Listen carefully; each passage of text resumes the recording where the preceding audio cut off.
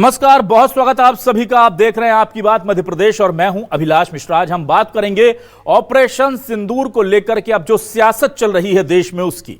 हम बात करेंगे बीजेपी की तिरंगा यात्रा की जो कि निकाली गई है कांग्रेस की तिरंगा यात्रा के बाद।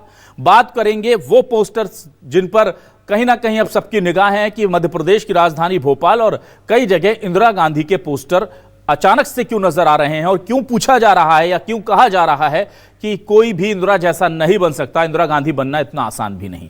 हम बात करेंगे आज उस सवाल की भी जो सभी के मन में है कि क्या वाकई में सीज फायर जो हुआ है वो हमारे देश के हित में है, फायदा हुआ, नुकसान हुआ, आगे क्या होगा। तमाम सवालों के साथ शुरू करते हैं आपकी बात।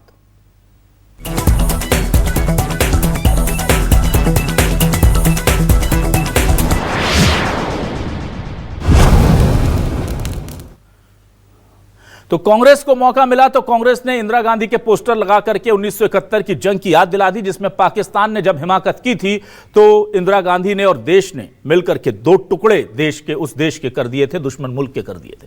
अब जो सीज फायर हुआ है उसे लेकर के विरोधियों के निशाने पर कहीं ना कहीं सरकार तो है ही, पोस्टर के जरिए इस वार को और ज्यादा तेज किया जा रहा है। जीतू पटवारी क्या सवाल उठा रहे हैं, क्या पूछ रहे हैं, और बीजेपी की तरफ से भगवान दास सबनानी क्या कह रहे हैं, दोनों बयान सुनिए। पाकिस्तान जिसने दुस्साहस किया उसकी हैसियत नहीं कि भारत के सामने खड़ा हो, न उसकी राजनीतिक हैसियत, न आर्थिक हैसियत, न सामरिक हैसियत। उसके बाद भी अमेरिका के राष्ट्रपति जी का व्यवहार भारत और पाकिस्तान को एक जगह एक जैसा खड़ा करना, मैं समझता हूँ देश के लिए चिंता का विषय है। आसान नहीं होता इंदिरा गांधी होना। निक्सन उस समय के राष्ट्रपति का दबाव कैसा था, वर्ल्ड वाइज उसके वीडियो वायरल हो रहे हैं। जो भारत की आर्थिक स्थिति आज है, जो सामरिक स्थिति आज है, उससे बहुत कमज़ोर थी। उसके बाद भी इंदिरा जी का नेतृत्व कैसा था। तो मैं मानता हूँ कि भाषण देने में और युद्ध लड़ने में, भाषण देने में और देश को दुनिया में नंबर 1 लाने में बहुत अंतर होता है, और वो अंतर देश ने देखा। मुझे लगता है कि जब 26/11 को जब हमला हुआ था और उनके ठिकानों पर उनके घर जाकर के उनके साथ जो व्यवहार किया है हमारे भारत की सेनाओं ने, वो उनको बता दिया है कि अपनी सीमा से बाहर निकले तो आपको मुंह तोड़ जवाब दिया जाएगा और भारत की तरफ जिसने भी आंख टेढ़ी की उसकी आंखें निकाल ली जाएंगी। ये सख्ती के साथ पैगाम दिया है। तो इसलिए अब बाकी किसी को भी याद कर लें तो बाकी सारे उनके कार्यों को भी फिर याद कीजिएगा। हमने जनता से जानने की कोशिश की। ग्वालियर में न्यूज़ 24 मध्य प्रदेश छत्तीसगढ़ ने लोगों से पूछा कि इस अचानक से हुए सीज फायर को लेकर वो क्या सोचते हैं, क्या देश की सरकार ने जो फैसला लिया उस पर भरोसा है, क्या पाकिस्तान पर भरोसा किया जा सकता है, क्या कहा है उन्होंने, सुनिए। के सपोर्ट में हम पूरी पब्लिक है और हम भी हैं। बहुत अच्छा काम किया उनने, जो किया एकदम सोच समझ के बहुत अच्छा काम किया है। मेरे देखने का तो अंदाज है, मैं मोदी जी को बेस्ट मानूंगी क्योंकि मोदी जी ने बहुत कुछ कर दिखाया है। निर्णय तो इस बार प्रधानमंत्री मोदी जी ने अच्छा किया है, क्योंकि जब 71 में जब लड़ाई हुई थी तो जब इंदिरा गांधी थी प्रधानमंत्री थी उस समय उनने इतना निर्णय नहीं ले पाई थी। वो इसमें प्रधानमंत्री मोदी ने जो निर्णय लिया है, शायद इसमें कोई ऐसा नहीं ले सकता कि इसने निर्णय लिया हुआ। आज के समय में जो हमारे देश के प्रधानमंत्री नरेंद्र मोदी ने जो निर्णय लिया वो भी एक ऐतिहासिक निर्णय है। उस समय जो बेहतर रहा होगा देश की स्थिति को देखते हुए, उस समय प्रधानमंत्री जी ने, इंदिरा गांधी जी ने उस समय निर्णय लिया, और आज की जो स्थिति है उसको देखते हुए जो नरेंद्र मोदी जी ने जो डिप्लोमेटिक निर्णय लिए हैं, मैं उनके इस निर्णयों के साथ हूँ। देखिए, जिस प्रकार से आज भारत और पाकिस्तान का जो युद्ध हुआ है और जिस प्रकार से पहलगांव में घटना हुई, उसके विरुद्ध तत्काल में भारत के यशस्वी प्रधानमंत्री माननीय श्री नरेंद्र मोदी के द्वारा जिस प्रकार से क्विक एक्शन लिया गया, चाहे वह उरी का हमला हो तब उन्होंने एक्शन लिया। और आइए देखते हैं हमारे आज के सवाल क्या है। सवाल लेकर आ रहे हैं आपके सामने। पाकिस्तान के साथ युद्ध विराम, कितना फायदा कितना नुकसान, सीज फायर का फैसला क्यों हुआ, क्या जनता को इस सवाल का जवाब मिला। पीएम मोदी ने जवानों का बेस कैंप में बढ़ाया हौसला, पाकिस्तान ने अभी भी हार से सबक नहीं लिया। ऑपरेशन सिंदूर पर सियासत गरमाई, कांग्रेस ने इंदिरा गांधी की याद क्यों दिलाई।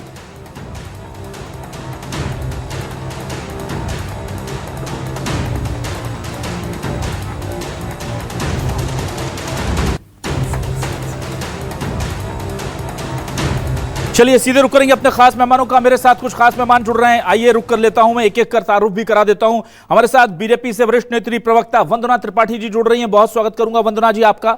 हमारे साथ कांग्रेस से वरिष्ठ नेत्री प्रवक्ता रोशनी यादव जी जुड़ रही हैं, रोशनी जी आपका भी बहुत स्वागत है। और वरिष्ठ पत्रकार रविंद्र दुबे जी हमारे साथ जबलपुर से जुड़ रहे हैं, उनका भी स्वागत करूंगा। Ravindra ji welcome to my show sir. सबसे पहले रोशनी यादव जी आपके पास आता हूं। रोशनी जी देखिए, सवाल पूछा जा रहा है कि आखिरकार किस वजह से अमेरिका के दबाव में सीज फायर किया गया, और जिस तरह से अमेरिका ने, जीतू पटवारी जी साहब पूछ रहे हैं कि ट्रंप जिस तरह से दोनों ही मुल्कों को एक तराजू पर रख रहा है, एक सा मानकर ट्रीट कर रहा है, बयानों में भी ऐसा लग रहा है कि पाकिस्तान और भारत उसके सामने एक जैसे ही हैं, उसको लेकर के वो आपत्ति जता रहे हैं। और दूसरी तरफ इंदिरा गांधी के पोस्टर भी कांग्रेस लगा रही है, क्या मायने इनके से? देखिए अभिलाष जी, सभी साथियों को मेरा नमस्कार।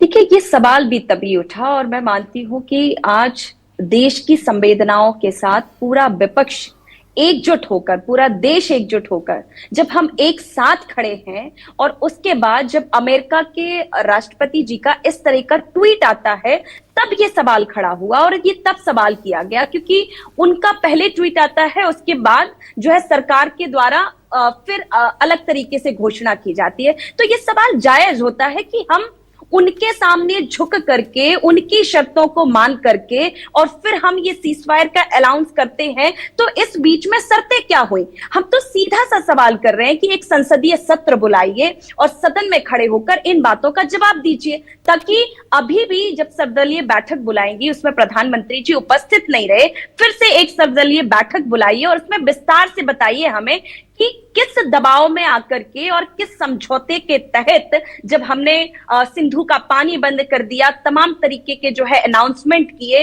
तो अब उन अनाउंसमेंट पे क्या चर्चा होगी? क्या हम पाकिस्तान को आगे सबक सिखाएंगे? क्योंकि आज तक पाकिस्तान ने कभी सबक नहीं सीखा है, बार बार वो आंख दिखाता है और हम उसके घर में घुस के जाके मारते हैं, और इस समय में पूरा देश एकजुटता के साथ खड़ा रहा।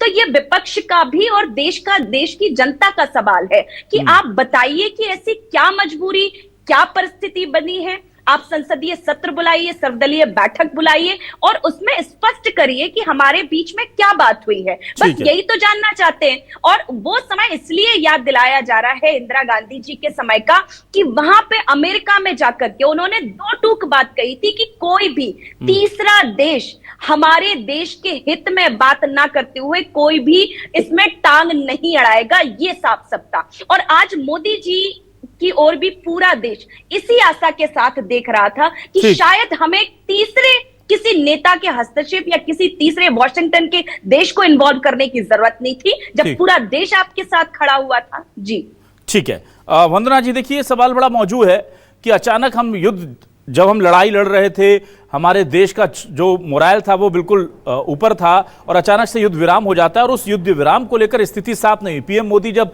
देश से मुखातिब हुए, देश को संबोधित किया, तब भी इस पर एक भी लाइन उन्होंने नहीं कही। आज लेकिन विदेश मंत्रालय की पीसी में यह जरूर कहा गया कि हमने ट्रेड को लेकर कोई बात नहीं की। बातचीत को उन्होंने भी नहीं नकारा, पर कहा कि हमने ट्रेड को लेकर कोई बातचीत नहीं की। अब सवाल यह है कि जब ट्रंप पहले बता देते हैं कि युद्ध विराम हो गया है, ट्रंप बताते हैं कि इन कारणों से हुआ है, बहुत सारे कारण, उनमें एक ट्रेड का कारण बड़ा है, तो सवाल उठेंगे। ऐसे में क्या जिस तरह से पहले विपक्ष को भरोसे में लेने के लिए सर्वदलीय बैठक लगातार बुलाई जाती रही हैं, अभी जो ऑपरेशन सिंदूर के वक्त, क्या वैसी कोई एक बैठक या वैसा कोई विशेष सत्र बुलाने की योजना होनी चाहिए? और नहीं होनी चाहिए तो क्यों विपक्ष को जानने का हक, या क्या देश के लोगों को जानने का हक नहीं है कि ऑपरेशन सिंदूर अचानक से सीज फायर में कैसे तब्दील हुआ? नमस्कार सम्मानित पैनल के सभी साथियों को।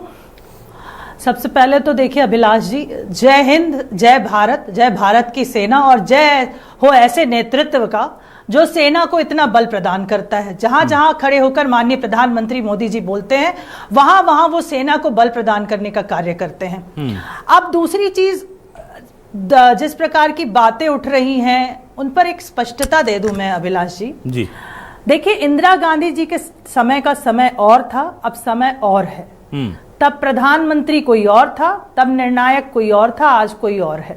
जब बार बार ये विषय उठता है कि अमेरिका के हस्तक्षेप से या मध्यस्थता से हमने युद्ध विराम किया है, तो कल आपने देखा होगा रात को अमेरिका के प्रेसिडेंट का बयान आया था कि मैंने सिर्फ इंटरफेयर किया है, मैंने कोई युद्ध विराम भारत और पाकिस्तान के बीच में नहीं कराया है। दूसरी चीज ये अभिलाष जी कि राष्ट्र प्रथम हमेशा कहा जाता है, व्यक्ति से ऊपर दल और दल से ऊपर देश।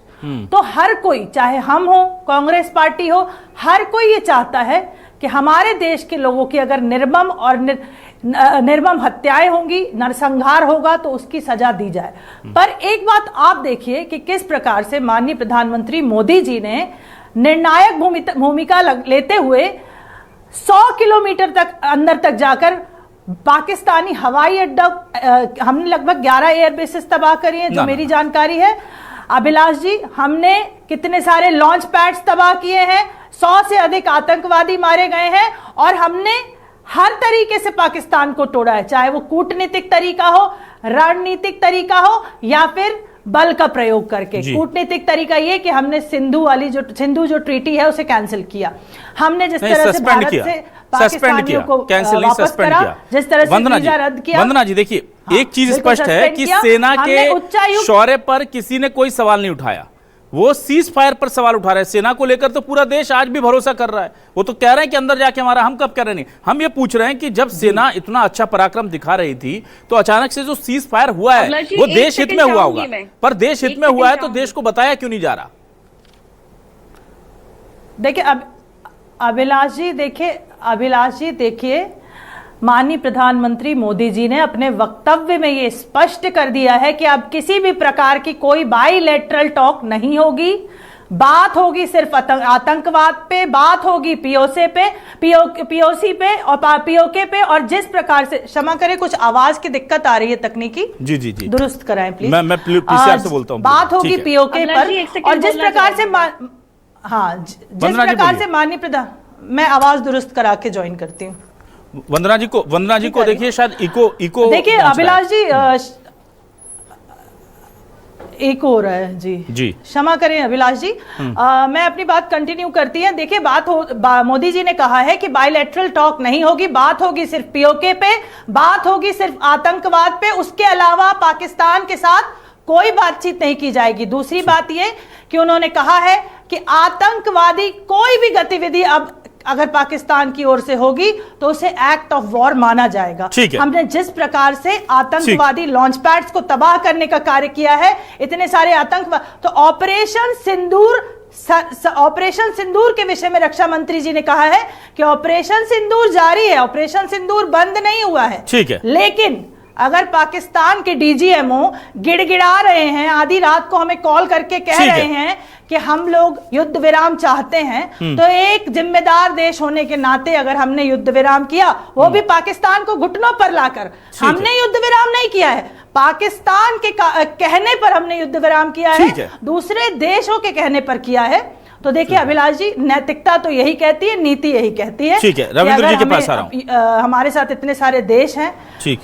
रविंद्र जी देखिए, बहुत महत्वपूर्ण सवाल है। कांग्रेस, सबसे पहले वंदना जी का ऑडियो ठीक करेंगे, पीसीआर आपसे दरख्वास्त करूंगा। मैं आ रहा हूं रविंद्र जी के पास। रविंद्र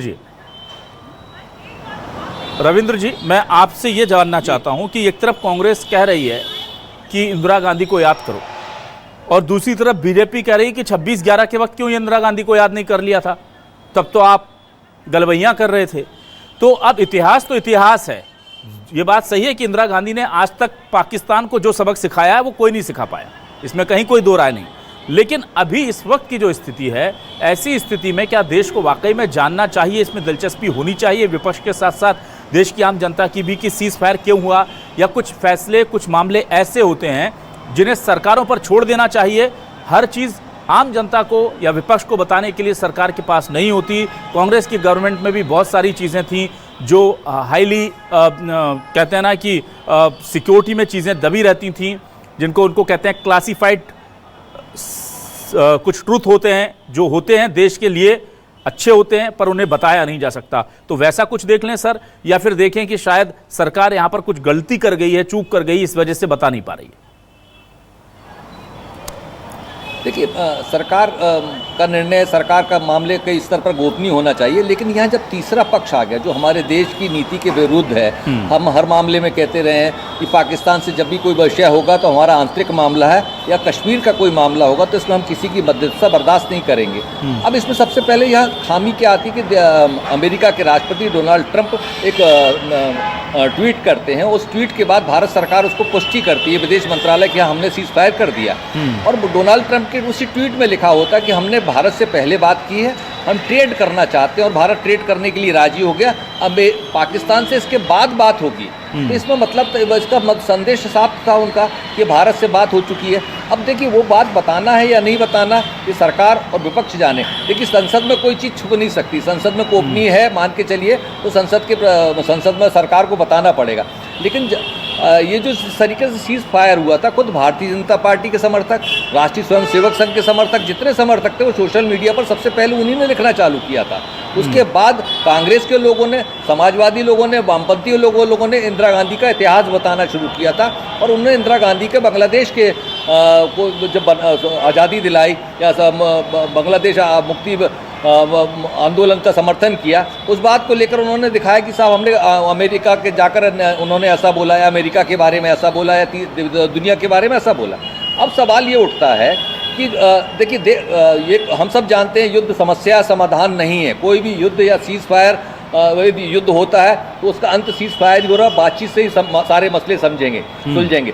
लेकिन जिस तरीके से विपक्ष को कॉन्फिडेंस में लेकर पूरी आज़ादी दी गई थी, खुली छूट मिली थी, खुद मोदी जी कह रहे थे हमने सेना को खुली छूट दी हुई है, आतंकवाद खत्म करके ही मानेंगे, और जिस तरीके से एक माहौल बनाया गया था मोदी समर्थक, भारतीय जनता पार्टी समर्थक, राष्ट्रीय स्वयंसेवक समर्थकों ने या तमाम विश्व हिंदू परिषद के समर्थकों ने वो सोशल मीडिया पर लिख रहे थे कि अब POK हमारा हो जाएगा, बलूचिस्तान को आज़ादी मिल जाएगी, पाकिस्तान के 3 टुकड़े हो जाएंगे। लेकिन अचानक चौथे 5वें दिन जब संघर्ष विराम की बात आती है तो उन लोग के गले में खुद नहीं उतरता, बाद में तमाम लोग अब सोशल मीडिया पे आते। अब देखिए युद्ध जो है किसी भी चीज़ के लिए हल नहीं हो सकता, कितना लंबा खींचेंगे। देखिए यूक्रेन और रशिया का युद्ध आज कितने समय से चल रहा है, दोनों बर्बादी के कगार पे खड़े। इजराइल और गाजा कब से लड़ रहे हैं, बर्बादी के कगार पर, नरसंहार भी हो रहा, संपत्ति का नुकसान हो रहा, राष्ट्रीय संपत्ति का नुकसान हो रहा, और दोनों देश हम ये कह सकते हैं कि भारत मजबूत स्थिति में, पाकिस्तान तो तबाह है, वो तबाह की स्थिति में। और हमको देखना चाहिए कि जो दुनिया की पॉलिटिक्स चल रही थी उसमें चाइना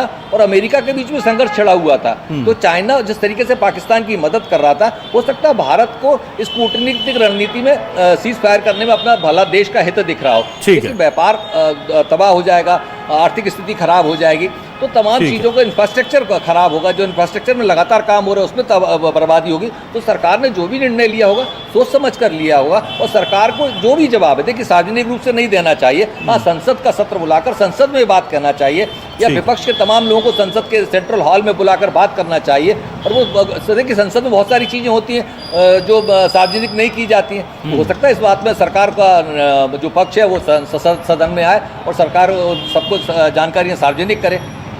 जी ठीक है, चलिए ठीक है, मैं जल्दी से आ जाता हूं वापस अब रोशनी जी के पास। रोशनी जी देखिए, एक सवाल ये है कि हर बार आप इस तरह से अगर टारगेट पॉलिटिकली करेंगे तो 26/11 के बाद तो इंदिरा गांधी की तरह किसी ने नहीं कहा था कि देश के 2 टुकड़े कर दीजिए, और उस वक्त तो कूटनीति की आपकी यहां तक थी रोशनी जी कि हमने देखा था कि एक बार फिर से दोस्ताना माहौल बनाने की कोशिश कर दी गई थी।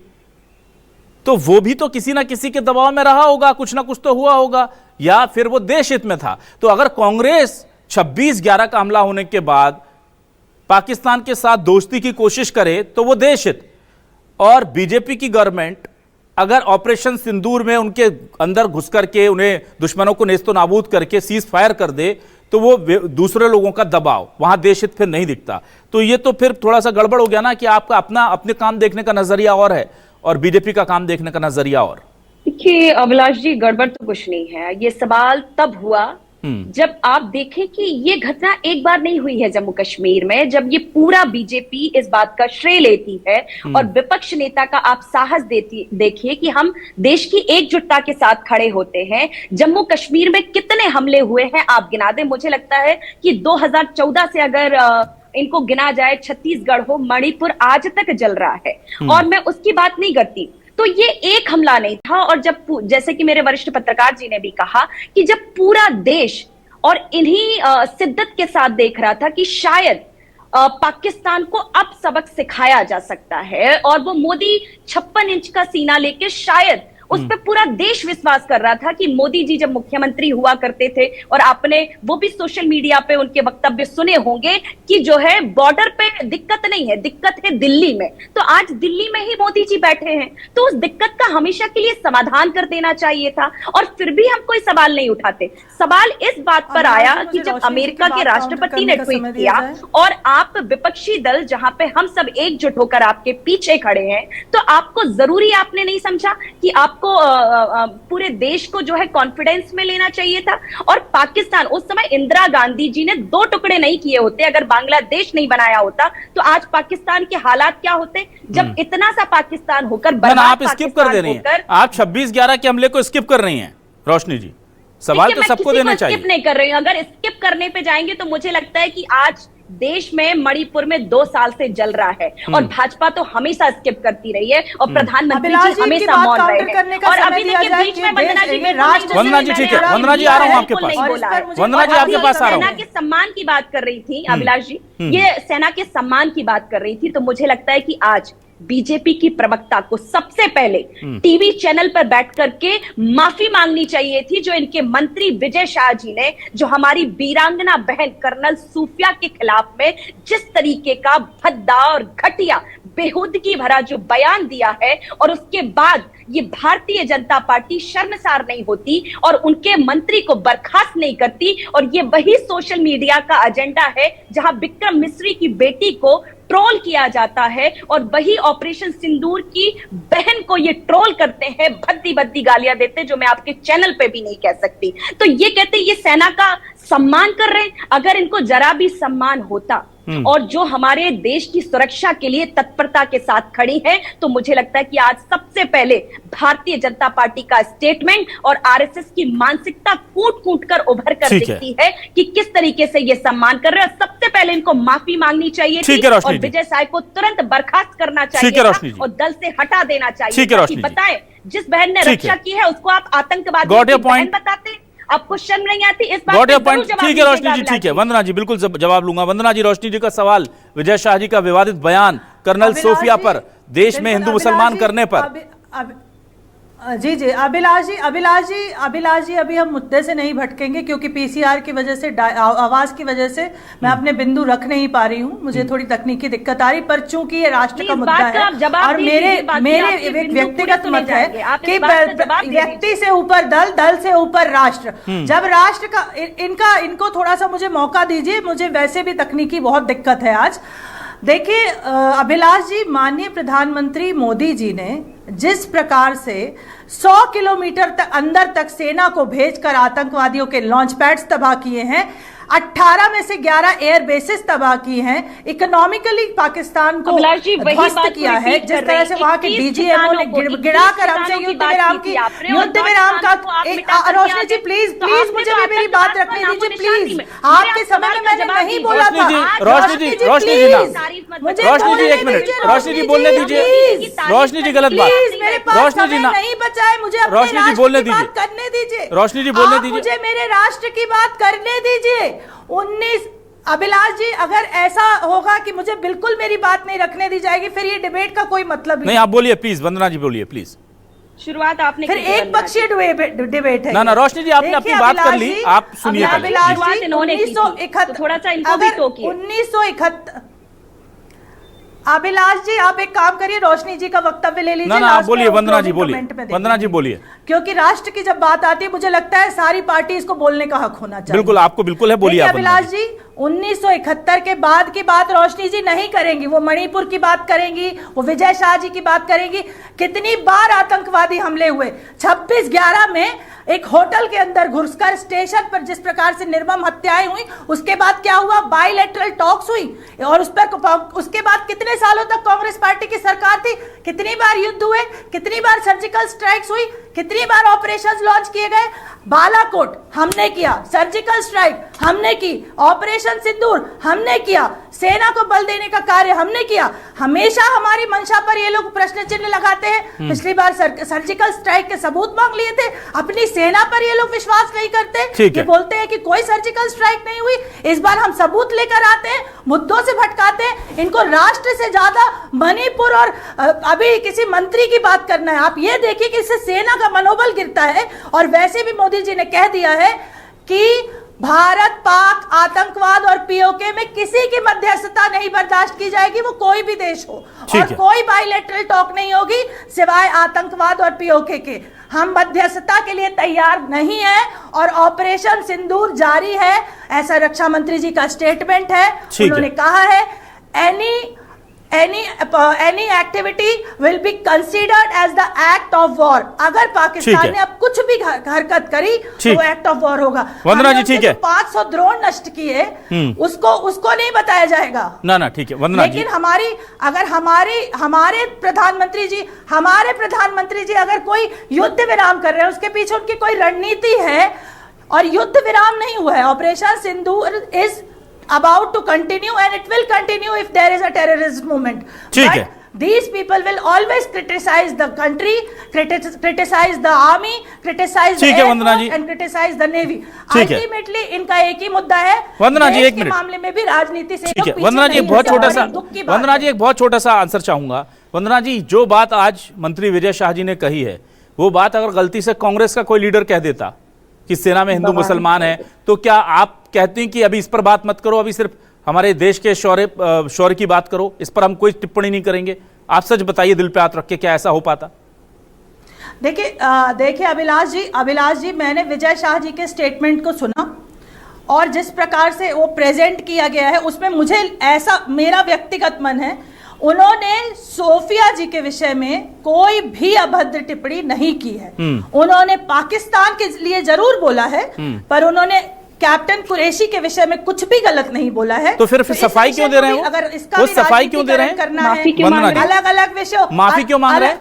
वो सफाई इसलिए दे रहे हैं क्योंकि उन्होंने पाकिस्तान के लिए जिस भाषा का प्रयोग किया था, वो मुझे लगता है कि एक राजनीतिक सही नहीं लगा होगा, इसलिए उन्होंने सफाई दी। ठीक है ना, विजय शाह जी तो इस मामले में बहुत फेमस है। कुरैशी के बारे में एक भी अभद्र टिप्पणी नहीं की है। उन्होंने कैप्टन को कुछ भी नहीं बोला है। गलत भ्रम फैलाया जा रहा है कि महिला के ऊपर टिप्पणी की है, सोफिया कुरैशी के ऊपर टिप्पणी करी है। ना रोशनी जी, मंत्री जी ने जो कहा उस पर आपको आपत्ति और आप चाह रहे हैं कि हम कह दें, वो कैसे कह दें? शब्दों का प्रयोग उन्होंने रोशनी जी ठीक है, रोशनी जी ठीक है, वंदना जी गलत शब्दों का प्रयोग नहीं। और आप गलत शब्द का, मैंने पूरा स्टेटमेंट सुना है, उनकी क्लैरिफिकेशन को भी सुना है। उन्होंने कैप्टन के विषय में एक भी अमर्यादित शब्द नहीं बोला है। मतलब वो आतंकवादी है, आपको अच्छे से सुनना चाहिए वंदना जी, कम से कम इतनी तो शर्म करिए कि इसमें तो ना एक मिनट रोशनी जी एक मिनट की, लेट मी टेक दिस। आप और मैं भी हिंदू हैं, वंदना जी आपको आपत्ति होगी या नहीं होगी? वंदना जी, मेरे किसी भी सैनिक का धर्म बताने की जरूरत किसी भी मंत्री को नहीं है।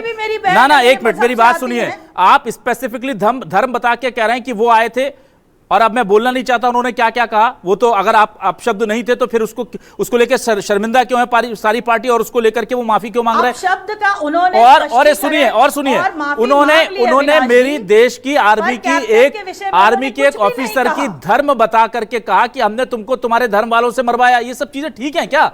हम धर्म देख करके आर्मी में काम करते हैं, या इसलिए मारा है, मुस्लिम थी इसलिए मारा है, या इसलिए मारा है क्योंकि देश पर हमला किया था? आप बताइए मुझे। तौर पर इस बात के लिए क्षमा याचना, अभिलाष जी, जीतू पटवारी जी ने भी इमरती देवी जी में रस और चाशनी ढूंढने का काम किया। तो आप अभी तक बोलते हैं ना, आप आपत्ति जताती हैं ना, आप जता रही हैं आपत्ति, तो आपकी आपत्ति ठीक है, कोई और आपत्ति ना जताए। तो क्षमा याचना एक शब्द होता है। जीतू पटवारी आज तक आपको याद है ना, तो देश विजय शाह जी की बात को याद रखेगा। चलिए अंतिम में जल्दी से रविंद्र दुबे जी के पास आ रहा हूं। ठीक है रविंद्र दुबे जी, मैं जानना चाहूंगा, मंत्री विजय शाह जी पर अब मैटर आ गया है। मंत्री विजय शाह जी वैसे ही बहुत ज्यादा फेमस हैं और इतने ज्यादा प्रसिद्ध हैं वो बयानों के लिए, और एक बार कुर्सी गवा चुके हैं, कई बार डांट भी खा चुके हैं, लेकिन फिर भी आज उन्होंने एक बयान दिया और वो बयान भी बड़ा जाहिर सी बात है कि आपत्तिजनक था। जिस तरह के शब्दों का प्रयोग करके मंच से एक मंत्री ऐसी बातें बोल रहा है, पीछे उषा ठाकुर जी जैसे तमाम वरिष्ठ महिलाएं भी बैठी हुई थी। लेकिन अब मुझे ये बताइए कि क्या बीजेपी इस बार थोड़ा सा पीछे हो गई है? क्योंकि हमने देखा, मैं तस्वीरें दिखा रहा था कि 9 मई को कांग्रेस ने तिरंगा यात्रा निकाल दी थी जब हमने अंदर जाकर के आतंकी ठिकानों को ध्वस्त किया। बीजेपी वाले समझ पाते, कुछ कर पाते, सेना के सम्मान में कांग्रेस ने सम्मान यात्रा निकाल दी। आज 13 मई को बीजेपी उसे कॉपी कर रही है। ये सम्मान यात्रा दिल्ली में निकल रही है, भोपाल में 9 मई को ही निकाल दी गई। दिग्विजय सिंह जी और तमाम लोग पहुंच गए थे उसमें। फिर एक के बाद हम ये देख रहे हैं कि क्या इस पूरे मामले में बीजेपी जिस तरह से एडवांटेज लेती है वो शायद संगठन उस तरह से ले नहीं पाया, और अब कुछ गलतियां विजय शाह जी जैसे लोग कर दे रहे हैं। देखिए, विजय शाह का बयान वाकई में आपत्तिजनक है। बीजेपी के प्रवक्ता यदि उसे डिफेंड कर रही है तो उनका विषय हो सकता है, लेकिन हर आदमी को जो भी सुनेगा, शब्दशः कोई भी सुन ले, वो जो हिंदुस्तान का रहने वाला है, भारतीय नागरिक है, वो उसकी निंदा करेगा। क्योंकि भारतीय सेना के बारे में इस तरीके के बयान कभी कोई किसी मंच पर स्वीकार नहीं किए जा सकते। ये राजनीतिक कारण हो सकते हैं, वो कांग्रेस और भाजपा का विषय हो सकता है, लेकिन सेना के लिए इस तरीके का बोलना अपमानजनक है। और भारतीय जनता पार्टी को इस पर स्पष्टीकरण देना चाहिए, क्लियर स्पष्ट करना चाहिए। मेरी बहन जो इसका डिफेंड कर रही है, पहले उनको सुनना चाहिए कि उस तरह क्या बोला है। और रहा सवाल जिस तरीके से तिरंगा यात्रा निकालने की बात आ रही है, देखिए सरकार है, सरकार के नेतृत्व में काम हुआ है, वो उनका कार्य। राजनीति करना, कांग्रेस ने भी अपना तिरंगा झंडा निकाला सेना के पक्ष में, भारतीय जनता पार्टी निकाल रही, उनका काम है सेना के पक्ष में निकालना।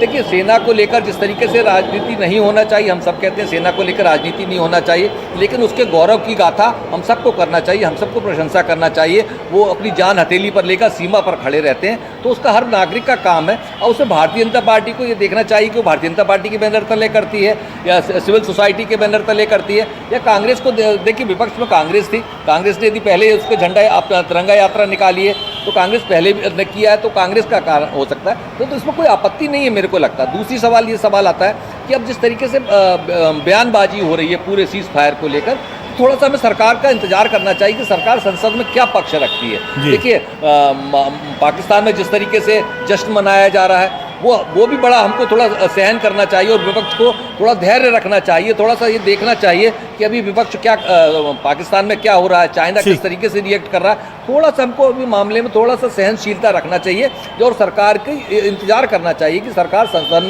सदन में आकर क्या पक्ष रखती है और क्या बातें बोलती है विपक्ष के सामने। हमें इसका इंतजार करना चाहिए।